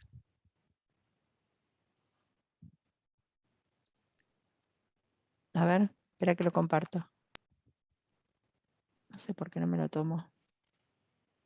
Tratamiento corona. ¿Ahora? Sí. No. ¿Sí? ¿Lo ven? Sí, ahí está. Es eso. No, yo no lo veo. ¿Lo ven? Sí, sí, se ve. Sí. Sí, se ve. Sí, se ve. Bueno. Tratamiento de corona. Sí, o sea, lo que permite el tratamiento corona es mejorar la impresión posterior, ¿no? Que se le va a dar al film. Esto se hace directamente en la línea. y bueno, y hay distintas formas, pero no es tan importante. Sigamos. Bueno, las tintas lo mismo, ¿no? Sí, tintas son muy parecidas a las de hueco. son muy parecidas, similares a las de hueco. También se hace un buen trabajo, acá hay que hacer un buen trabajo de tintas para lograr la calidad deseada. Sí, y eso vieron cuando Hay también una ciencia ahí en la tinta, Sí. tanto para hueco como para flexo. ¿Sí? Sí, una tinta encima de otra, los colores se suman, no se tapan, eso es importante también, se van sumando. Sí, vieron que recién se veía ahí en la impresión, que lo que pasaba era eso, que se iban sumando. Claro. Así que... Bueno, acá hay diferentes tipos de Sí, tinta, ahí eso se los dejamos para que que lo lo miren. miren, sí. Ventajas y desventajas, ¿sí? Dentro de las ventajas, las placas flexibles, o sea, los fotopolímeros, se adaptan a superficies desiguales. Se puede imprimir sobre una gran variedad de sustratos, ¿sí? Que esto es lo que decía Maca recién. La forma impresora, el fotopolímero resiste grandes tiradas, banda ancha de 10.000, banda angosta 2.000. Rapidez en el secado de las tintas. Bueno, esto medio que es compartido. Las máquinas flexográficas son más baratas comparadas con las offset y hueco grabado, y bueno, esto es así. El costo de las placas es mayor que en offset, pero aguantan tiradas bastante largas y son mucho más baratas que las de hueco grabado. Y los sistemas mecánicos y las mezclas de fluidos son más simples que los de offset, por lo que son más fáciles de mantener también. Desventajas, genera efectos quash perjudicando la entonación y el ajuste de color. Aunque es un sistema, sí, aunque es un sistema relativamente simple, para mantener un nivel de calidad elevado debe mantenerse un estricto control, si no el color puede ser muy desigual y la impresión puede tener halos o zonas desiguales. Las características del cliché y los sustratos hacen que las miniaturas y tamaños mínimos de tipografía reproducible sean más limitados que en procesos como en el offset o el hueco grabado, aunque en los últimos años se ha visto un gran avance tecnológico aplicado en este sistema. Así que es un poco lo que decíamos antes, que muchas de estas desventajas hoy ya están pasando a no ser tan así, porque es un sistema que está ganando y que fue ganando mucho en los últimos años, ¿sí? Como que se fue invirtiendo y metiendo mucho ahí para poder mejorarlo. Bueno, esto era un poco lo que características, sí, lo que más caracteriza este sistema es la impresión, es el defecto denominado beso o squash, ¿sí?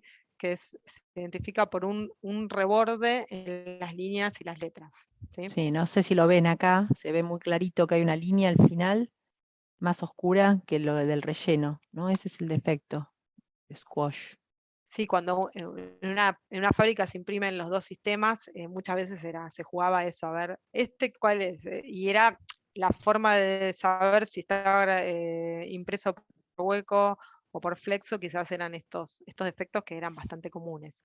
Claro, y se ve con un así que cuenta hilos. Este es un cuenta hilos que con es un el que se cuentahilos. coloca sobre una impresión y se ven estos defectos, ¿no? Con este aparatito, que es una lupa, ¿no? Obvio. Sí. Y este es un defecto de empastado. Ven que la trama, cómo se aumenta por presión. Lo que pasa es que el fotopolímero, por eso, cuando se presionaba, por ahí no quedaba el mismo tamaño de redondel como en el hueco. Entonces eso es lo que hace que la imagen no sea tan perfecta como puede ser en el hueco. Todo eso se está mejorando con los nuevos polímeros, con estas nuevas tecnologías de control, ¿no? Sí, Hay muchísimo control tintas. acá. Ganancia de Sí, punto. ganancia de Sí, ven, esto es punto. con defecto y este sin defecto. O sea, que los puntos sean muy parecidos, o sea, lo que yo quise hacer que lo traduzca, mientras que si va cambiando ya voy a tener problemas en la imagen, ¿no? Claro. Estas cosas cuando vos ves una impresión hueco están perfectas por lo general. Claro. Y en No una hay este tipo. flexo tenía como alguna sombra, exacto. ¿Sí? Bueno, ahí Miren, tienen acá tienen causas y otros. soluciones. Sí, Sí, y acá tienen algunos de los bueno, ahí defectos muy perfecto se ve. comunes. Tienen los defectos. Miren, este es el típico. Fallas de registro, no sé si lo vieron en algún envase, fíjense si van a comprar. Esto se da, si es mala la impresión de mala calidad, enseguida ven esto. Ven los halos alrededor de los puntos. moiré, que es una forma de trama, que se ve una trama diferente, o empastado. Sí, esos son Son algunos de los típicos. defectos, ¿sí? Para que lo... Mm. y van a ver que si miran una impresión se van a dar cuenta enseguida de algunos, ¿no? Si no está bien hecha. Si está muy bien hecho, se puede confundir con hueco, en realidad. Sí. Bueno, listo. Esto será, igualmente cuando tengan la presentación, si lo quieren ver, son los detalles de cada uno de los defectos, si a alguno le interesa, pero nada más. Sí. Vamos a pasar rápido a offset. a offset. Sí. Sí, vamos a verlo rápido. Bueno, la historia también es muy parecida a los anteriores, ¿sí? Probando, en este caso, Alois era músico y dramaturgo, y lo que él quería era representar sus partituras, y bueno, lo mismo, por error, queriendo hacer una lista de lavandería que le había pedido la mamá, ¿sí? Empezó con el proceso de impresión, ¿sí? Basado en el principio de repulsión del agua y del aceite, ¿sí? Y de esta manera, lo mismo, aparecen las zonas impresoras, las zonas no impresoras, una cosa saca la otra, y bueno, de esta manera empezó como las primeras impresiones de este tipo, ¿sí? Después se mejoró ya en 1870, en el siguiente siglo, en 1875. En vez de una Bueno, en este piedra, caso, empezó a usar otra cosa, claro, ¿no? sí, y fue cada vez evolucionando, ¿sí? Hasta que lo mismo, a partir de ya en el 1900, y lo mismo, todo por accidente, que en lugar, olvidó de poner el sustrato, ¿sí? De poner el papel a reproducir sobre el rodillo, ¿sí? Y se dio cuenta que la imagen se grabó directamente en el rodillo, ¿sí? En ese momento no entendió lo que había pasado este Rubel, ¿sí? Y bueno, decidió colocar una nueva hoja de papel y repetir la impresión. Y bueno, ahí fue la sorpresa cuando la hoja salió con dos reproducciones de la imagen en las dos caras del papel, ¿sí? Por un lado, la imagen se formó por el contacto con la piedra caliza de la prensa, y por el otro, por el contacto con el rodillo que ya llevaba impresa la imagen, ¿sí? Comparó las dos reproducciones y constató que la imagen realizada por el contacto con el rodillo era mucho más precisa y nítida, ¿sí? Entonces, de esta manera es como surge lo que se conoce como impresión offset, que es un método de impresión indirecto, ¿sí? Y en este caso, la imagen se crea en una plancha matriz y de ahí se transfiere a un soporte de caucho, y por medio de este se imprime a una hoja de papel, ¿sí? Ahí se Por ve. eso es indirecta. Por eso es indirecta, ¿sí? La goma permite imprimir con gran precisión e incluso en superficies no lisas, como es el caso de algunos tipos de papel, ¿sí? Entonces acá el mecanismo se basa en 3 cilindros. El cilindro 1, cilindro con la plancha matriz. El 2, que es el cilindro de caucho, ¿sí? Portamantilla, y el 3, que es el cilindro de contrapresión. Después tiene otros cilindros pequeños que son los entintadores, ¿sí? Que transmiten la tinta desde una cubeta a la matriz, y los rodillos mojadores que transmiten la solución acuosa a la cubeta. Así que bueno, pásame, ¿sí? La forma impresora acá son planchas delgadas de aluminio, y en las que una de sus caras se trata electrolíticamente formando óxido de aluminio anodizado, y sobre ella se extiende una emulsión fotosensible, ¿sí? Pásame la que viene, que ahí está bien el principio de impresión offset, ¿sí? Que como dijimos, se basa en la repulsión química entre el agua y la sustancia grasa, o sea, el aceite, que para este caso serían las tintas. La matriz es plana, las partes de aluminio que no deben contener agua son llamadas contragrafismos y se mojan en agua. Entonces la tinta se deposita solo en las zonas que contienen los grafismos, es decir, la imagen para imprimir, ¿sí? La precisión de este mecanismo se mide en micras. ¿Qué ventajas tiene? Que se consigue un acabado de buena calidad, permite la reproducción de un elevado número de copias a mucha velocidad, y esto hace que baje el costo y resiste el uso de tintas especiales. Bueno, características de las tintas de offset: son muy viscosas, adquieren fluidez cuando se baten, son en base a aceites, y esto hace que sean repelidas por el agua. Bien, se regula la dosificación de tintas a lo ancho de la impresión, y el secado de tintas se da por polimerización de las resinas y oxidación de los aceites. Sí, en general acá uno se da cuenta de offset por el olor que hay cuando uno se acerca. Vieron que en las gráficas el olor a solvente es muy alto generalmente, mucho mayor que en otros tipos de impresión, porque son en base a aceites generalmente. Exacto, sí, a diferencia de las otras que eran en base a agua. Claro. Máquinas impresoras offset, tenemos a pliego, bobina y para hojalata, ¿sí? Bueno, ahí tienen a pliego, sí, que es para papelería. Ahora, si pasas en las siguientes, están los ejemplos con fotos, ¿sí? Estas son a pliego, son impresoras de un cuerpo impresor. La de un cuerpo impresor que imprime un solo color por pasada, y después hay de 2 o más cuerpos, ¿sí? Las más comunes son las de 4, que se imprimen en cuatricromía, y las que tienen más cuerpos, lo que se hace son agregarle colores especiales o algún barniz que también se le Barniz. puede aplicar. Sí. Sí.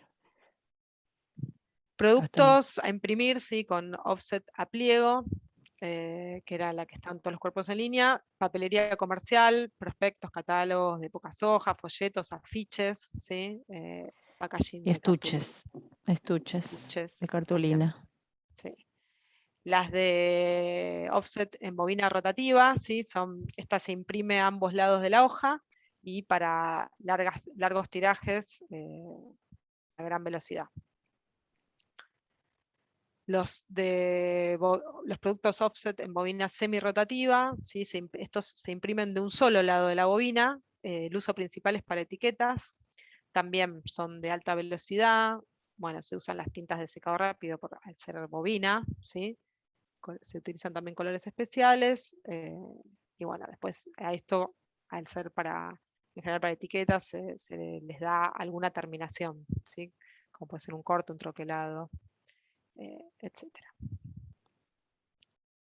Oh, Ahí se fue. y el hojalata. Y claro, para hojalata, sí, también se usa el término litografía, pero bueno, en la actualidad es offset, ¿sí? Y se imprimen las planchas de hojalata, y después se acuerdan que vimos cómo se conformaban, pero lo que primero se hace es imprimir la plancha, de la plancha a la mantilla y de ahí a la chapa, ¿sí? Después lo mismo, bueno, el secado es por evaporación del solvente y polimerización en un horno, ¿sí? Se imprimen latas de conserva, aerosoles, tambores.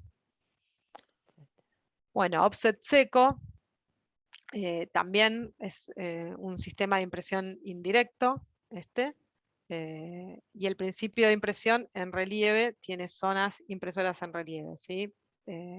Se usan también acá planchas de fotopolímeros con una base metálica, que puede ser aluminio o acero o de poliéster. Las imágenes acá están en relieve, ¿sí? Y es offset porque la imagen no se transfiere directamente, por eso es offset, ¿sí? Y trabaja con una plancha de fotopolímero, ¿sí? Las zonas para entintar, en este caso, no necesitan agua porque los rodillos tocan solo la imagen y no toda la plancha como en el anterior, en el offset, ¿sí?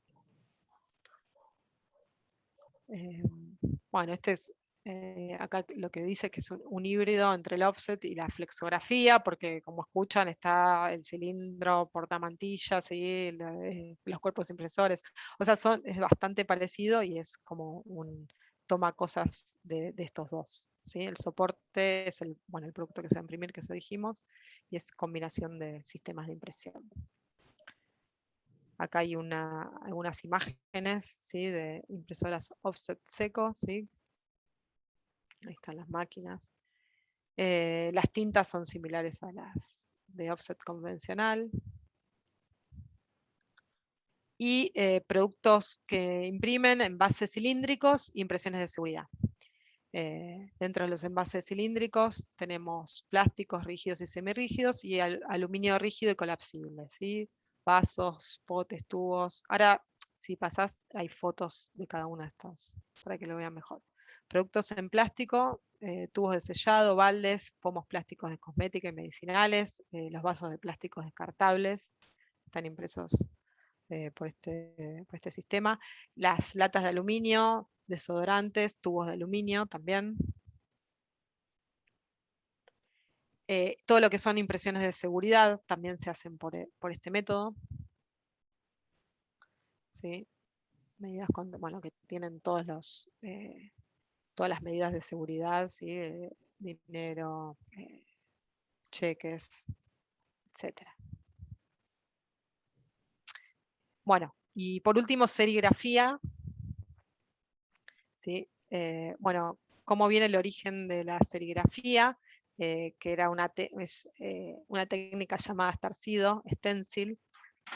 La impresión se da mediante el bloqueo de sectores de la imagen. ¿Sí? Dejo pasar la tinta por sectores, por algunos lugares y por otros no. ¿Sí? Este era un método de impresión callejera, y las primeras muestras vienen de las cavernas, ¿sí? De la época que el hombre hacía las primeras expresiones artísticas en las cuevas, ¿sí? Cuando se veían las manos, ¿sí? Ponían las manos y algún líquido con algún colorante que se entintaba todo el contorno alrededor de las mismas. Bueno, después también los orígenes se dan hacia Asia, ¿sí? Hacia la parte que se hacían, se encontraron vestigios que se recortaban hojas de plátano y sobre telas generaban imágenes también con tintes vegetales. Después en China también surgen las primeras imprentas xilográficas y después tipográficas, y lo que acá surgió era principalmente para imprimir telas, ¿sí? Y todo esto después se fue mejorando hacia la parte occidental y perfeccionando la impresión, ¿sí? El origen, siguiendo con el origen de la serigrafía, en Inglaterra, Samuel Simon patenta el sistema donde trabaja con emulsiones fotosensibles sobre telas de sedas. Después, hacia 1932, en Estados Unidos, se hicieron las primeras obras serigráficas artísticas. Y bueno, acá tenemos también a Andy Warhol con el pop art y la lata de sopa de tomates Campbell, ¿sí? Y bueno, es un método que actualmente se sigue utilizando, sobre todo, como dijimos, para el estampado de tela.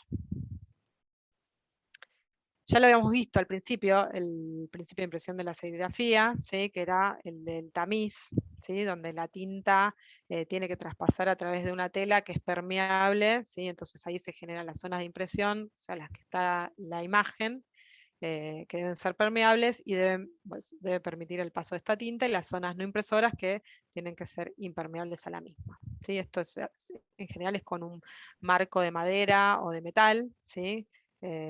Llamado, en este caso en la serigrafía, la forma impresora es el shablón, ¿sí? La serigrafía plana.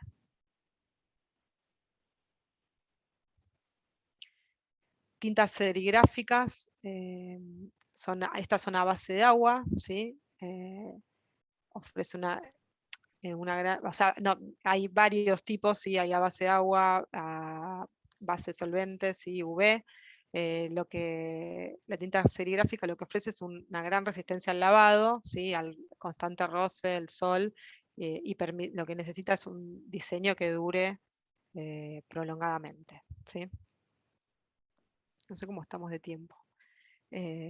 Máquinas serigráficas, bueno, ahí las tienen según el nivel tecnológico, algunas que son muy artesanales, ¿sí? las que se usan de chablón, ¿sí? Y las manuales, estas artesanales son manuales, son para bajas tiradas, y después obviamente tenemos semiautomáticas, automáticas de tipo industrial, y según la geometría del cuerpo impresor también, ¿sí? Serigrafía plana, cilíndrica y rotativa. Son los tres tipos. En la plana, la forma de impresora es el shablón. Se hace contrapresión, ¿sí? Ahí se ve en la foto, ¿sí? Que se aplica, cómo se aplica. Sí, como una fotocopiadora parece. Una fotocopiadora, exacto. Sí, se aplica presión y ahí se utiliza para todo esto. Claro, exacto. Serigrafía plana para todo este tipo de productos, ¿sí? Desde telas, bolsos, para plásticos, para papel, cartulina, cartón. para un montón de, o sea, es un método que se utiliza para, ¿sí? En madera, corcho, cuero, metales, en vidrios, cerámicos. Dependiendo, todos estos métodos, depende de la calidad, después, bueno, depende de la calidad que yo le quiero dar, es el método que voy a usar, ¿sí? La cilíndrica, acá es para la impresión de superficies redondas o cónicas, ¿sí? Como vasos, botellas, envases. Acá hay un cilindro de impresión. El cilindro de impresión se reemplaza por el cilindro que sujeta la botella o el objeto a imprimir, ¿sí? El cual está soportado desde abajo por sujeciones de rodillo, ¿sí? Cualquier elemento cilíndrico se puede imprimir por este medio. Y estos son los productos que se pueden imprimir, ¿sí? Por serigrafía cilíndrica, botellas de vidrio. Y la rotativa, acá la malla es cilíndrica y forma un tubo, y en el interior se ubica una regleta cilíndrica y un dador constante de tinta que provee el entintado necesario para la transferencia de la imagen a través de las zonas permeables de la malla, es decir, las zonas impresoras, ¿sí? El sustrato acá debe venir en bobina, o sea, se hace para impresión de telas, ¿sí? Bueno, fabricación de telas estampadas, ¿sí? Y la rotativa, que es la forma impresora, acá es un cilindro, malla de níquel por lo general, y en este caso que sea metálico ayuda a mantener la forma, es rígida como para, bueno, mantener la forma durante todo el proceso de impresión, y máquinas para grabado de la malla similar a la de la flexografía digital que graba la forma cilíndrica. Y acá tenemos algunos de los productos, ¿sí? Telas estampadas, etiquetas, que se dan para este tipo de serigrafía. Ah, nos quedó en esa. Bueno, acá lo que tenemos está medio chiquitito, pero después lo van a poder mirar cuando tengan la presentación. Es un cuadro comparativo de todos los sistemas de impresión. Acá se agrega tampografía y tipografía, que no los dimos, si no me equivoco, pero bueno, ahí tienen para ver, ¿sí? La forma impresora de cada uno, ¿sí? Como si es por relieve, las características de las tintas, los sustratos que se pueden imprimir, ¿sí? A modo de que los productos, ¿sí? Los tamaños de la tirada, ¿sí? Si son de baja, de alta, media, ¿m? Y las características principales de cada uno de estos sistemas de impresión.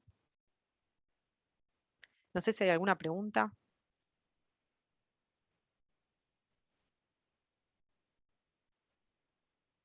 ¿Se durmieron? Oh.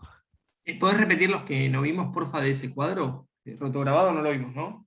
Sí, hueco grabado o roto grabado. Ah, ¿Se ok, acuerdan ok. que pusimos que era lo mismo? La verdad. Sí, sí, sí.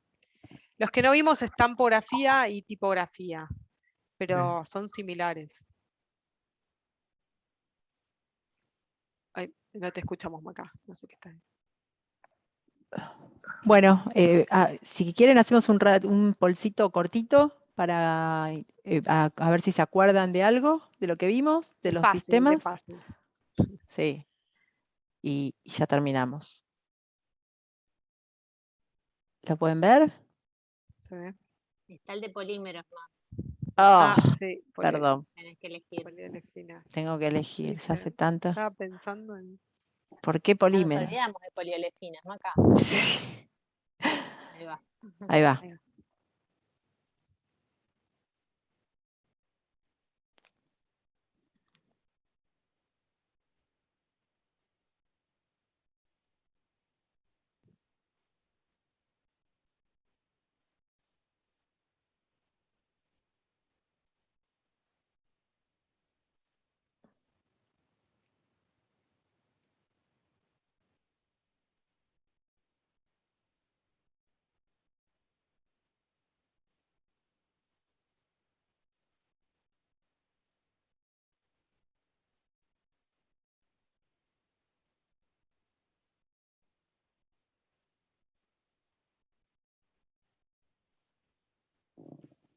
Acá un poco unimos todas las últimas Sí, clases de los otros materiales con la Pero impresión. bueno, esa es la idea que queremos que se lleven, ¿no? Saber si el día de mañana tengo, bueno,